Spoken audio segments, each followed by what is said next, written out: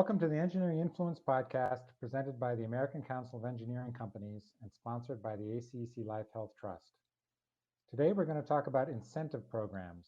They are a facet of the salary structure in almost every, or maybe even every, engineering firm, yet they are notoriously difficult to design and maintain. A survey by PSMJ found that 76% of employees at engineering firms said that their bonus program needed to be improved. To get into this issue, we're talking today with Ryan Jolley, who is an owner and chief strategy officer of Jones and DeMille Engineering in Richfield, Utah. In 2017, he helped to develop a bonus program at the firm that led to a huge jump in profitability. Based on that success, the firm spun out the concept into a new software company, OurLink, of which Ryan serves as co-founder and CEO. A couple weeks ago, Ryan presented an ACEC online class, Everyone Hates Your Bonus Program, Here's How to Fix It, and we're going to delve into some of the issues that he raised. The class is available on demand, and we'll include a link in the show notes. So Ryan, welcome to the program. Hey, thanks, Jerry. Glad I could join you. So let's get into the meat of the issue. Why do so many firms have difficulty creating effective incentive programs? Well, I don't know when it happened or why it happened, but most of the times the reward systems have turned into more of an expectation than a real reward. You want to be able to reward.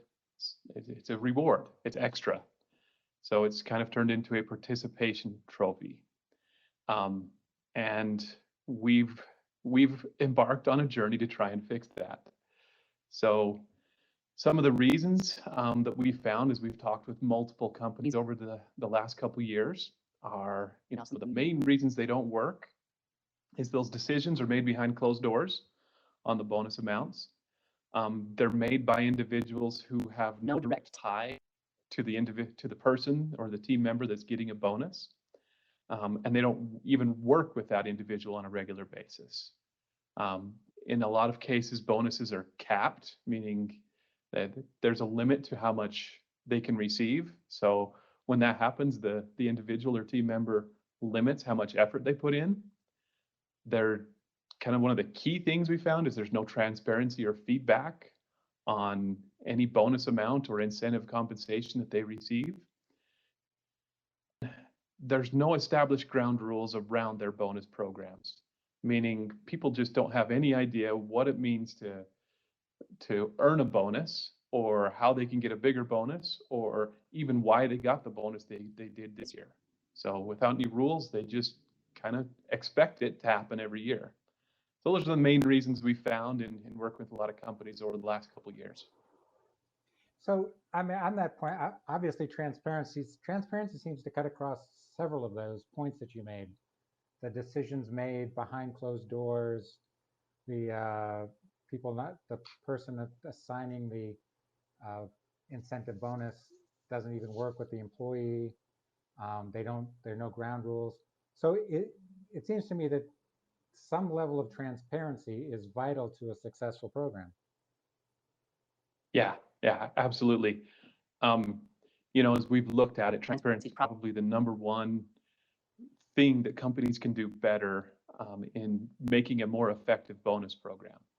One statistic we came across just recently was that a survey completed by Slack on the future of the American workforce showed that 87% of workers surveyed said they want more transparency in their next job. And so it's a huge issue when you get a vast majority of individuals wanting more transparency. It's something that every company can work better on, is being more transparent.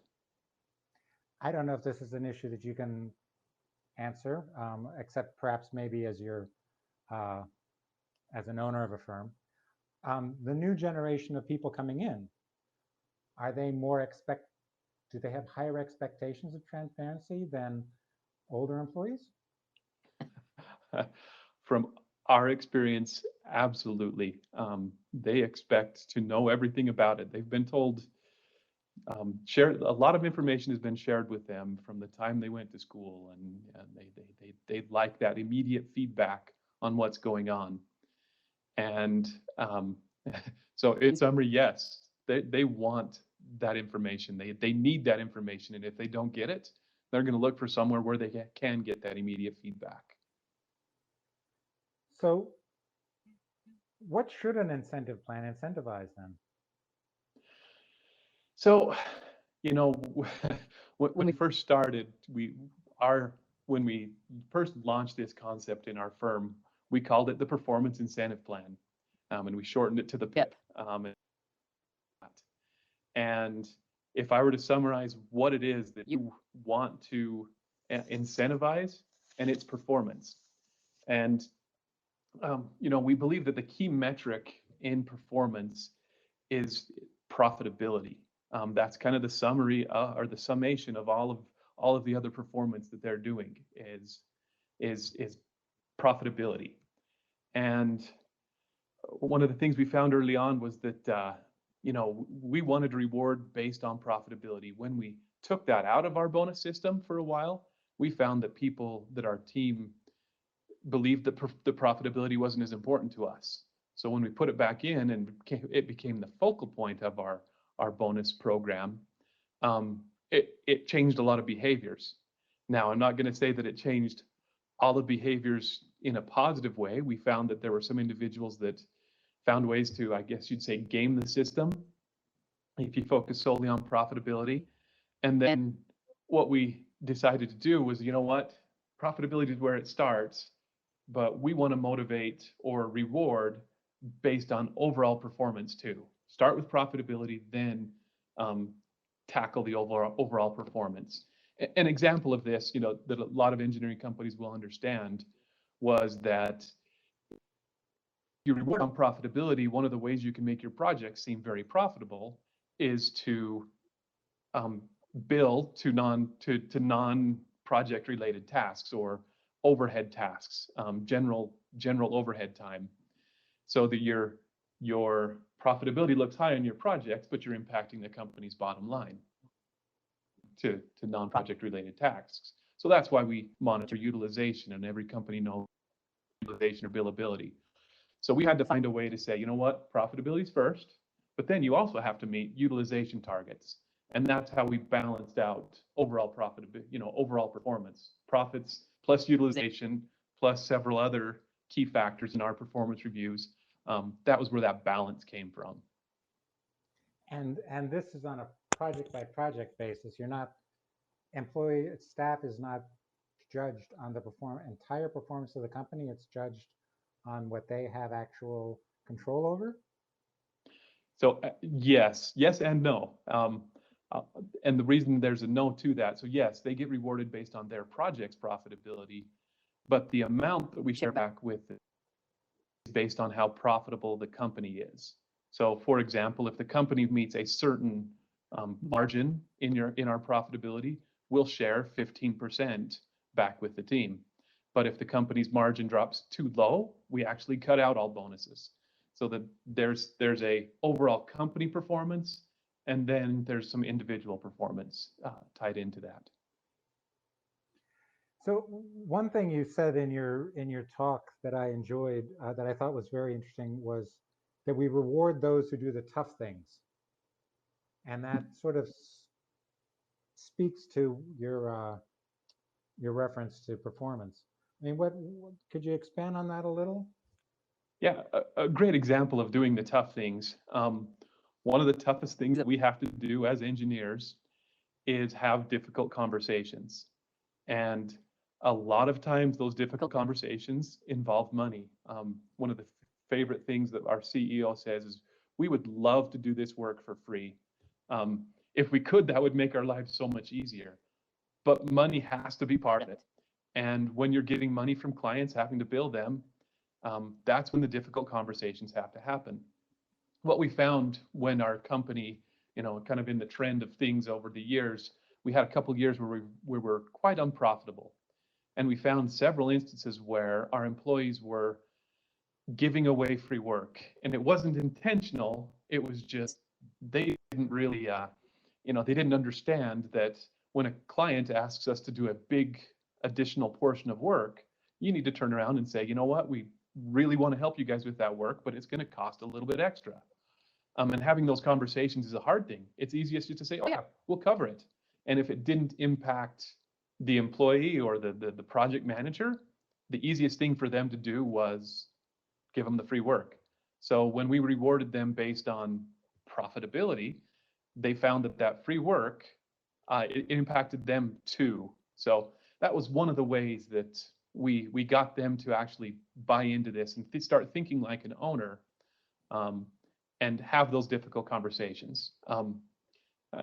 There's quite a few other examples. You know, some of the some team members were found to be, you know, initially when we started this, there were some team members that every project they touched was a losing project. And it forced us to have difficult conversations with that individual because the entire team was suffering because that individual was wasting time. So in that way, it rewarded them for having those tough conversations that historically they just avoided.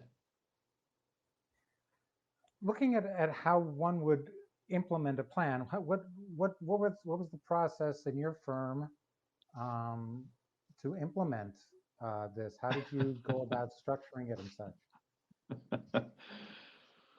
Well, if I said this was easy for us as a firm, this was you know, if I look back at you know, since I've been in leadership, there was a 5-year process that we went through to arrive at the result that we did. It involved changing multiple different bonus programs, going from one to another. But what we found is we've taken this solution out and introduced it to other companies. On the implementation side, you start with your leadership group, and you develop the plan that you want to use. And you know, in my firm, we developed a plan that works for us. Not every firm is going to be exactly the same. So the way we built the platform was that it could be very flexible, and they could use it in many different ways. So once they've decided how they want to use it and what they're going to do, you start from the top down. You get the leadership buy-in. So the group that creates the plan out to the leadership group, gets their buy-in and addresses any changes. And then they take it down to the management group or the group below them, present it to them, get their buy-in, and then you distribute it to the entire team. So the implementation was, you know, just that's a simple explanation of how the implementation went. But overall, it really took somebody championing the effort and then presenting it in a very well thought out manner, presenting the why behind doing it. And it couldn't be a why that was, you know, we want our company to be more profitable. It was, hey, you know, our why is we want to shape the quality of life for our employees. And this is one of the ways that we can give back to them to really help them, you know, do more with what they get. So presenting that why, taking it to the group, and then this isn't like that, you know, that oven you see on TV where you set it and forget it. We've had to continually work on this program. If you're looking for a return on this, and we saw some large returns from implementing this program, but you're not going to get those returns if you don't work on it and continually improve it. Or, well, you could for 1 or 2 years, and then it's going to go back to normal. But continually improving it and evolving it over time has been the key. That's how we've implemented it, and we continue to improve it. We change it every year in our firm. As we build more tools or more capability in the tool itself, we're finding new ways to use it and really reward having those hard discussions and doing the hard things. It sort of goes back to what you were saying at the beginning, that these plans sort of revert to expectations. That if they're not changed often enough, people just get used to assuming that this is something that they're going to get regardless. Yeah, absolutely. One point you made was the idea of the why, and how do you teach someone that their impact on the firm's profitability or the project's profitability? How do you get that message across? So it kind of, for us as a firm, it took, if I were to pick the starting place, is when we implemented some core values around that concept. One of the core values we have as a firm is be 100% responsible, and teaching them that every individual has an impact on how the firm is profitable. And we couldn't just say that, we had to show that, how every member of the firm really does have that ability to impact the profitability. So for each individual, it's a little bit different. Speaking of an engineering firm, your CAD designers, the more efficient, the fewer errors, the fewer red lines you have to fix, that's how they can impact profitability. A project manager, however, his decisions on a daily basis can significantly impact profitability. So it took some intentional effort to really share the message about how each individual can impact profitability. And then once we've defined what that was, kind of put some framework on what is success for their position, then required regular feedback throughout the process to let them know, hey, guess what? On this job, we weren't as profitable, and here were the reasons why. You tried to do you took the design to a level of just an extreme level. It didn't need to go that far. The client was expecting a Civic, and we delivered a Tesla. So there were a lot of those discussions that needed to happen about profitability, and you can't make a research project out of engineering work. Clients don't expect that. So everybody had an impact on it, but it took some intentional messaging to each individual to teach them how they were impacting our firm's profitability. And finally, on the OurLink, your OurLink business. So it's a platform that, based on your experiences over the past 5 years at Jones and DeMille. But I mean, so much of what you've talked about is the hard work of meeting with the leadership. What bridge does the OurLink program build? So I guess just a couple things about that. It provides the transparency. It lets you lay out the framework of what it takes for each individual team member to earn a bonus. With every bonus that we pay out, we give a printout of the projects that they worked on during that period, and the profitability of those projects, or the portion of the profits that they got from that project. So it gives them a complete list of, hey, this is my $1,800 that I received this quarter. This is where that all came from.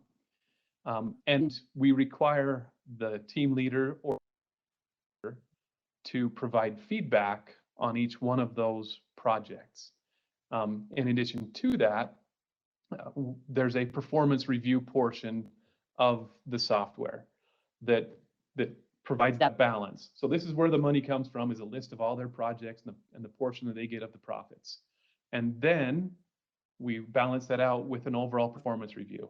And the criteria are different for each individual, but you review that with that team member, provide the feedback they need, and then they can see exactly where their bonus came from. So the transparency was one of the most critical things that we built into it. And kind of most of all, it provides a tool that is put into the project manager's hands. They're the ones that fill out the money, and then it takes it out of the leadership's responsibility to sit in a room twice a year and try and use a spreadsheet out that bonus amount you want to share. You set the groundwork up front and the framework, and then you let your project managers do it. So it took it out of our hands, making all those decisions, and then it made it transparent for every team member to actually be able to see and know what they need to do to receive more, or why they got the amount that they got. So that's what the tool provides, is that transparency and the repeatable method of distributing a bonus to your team.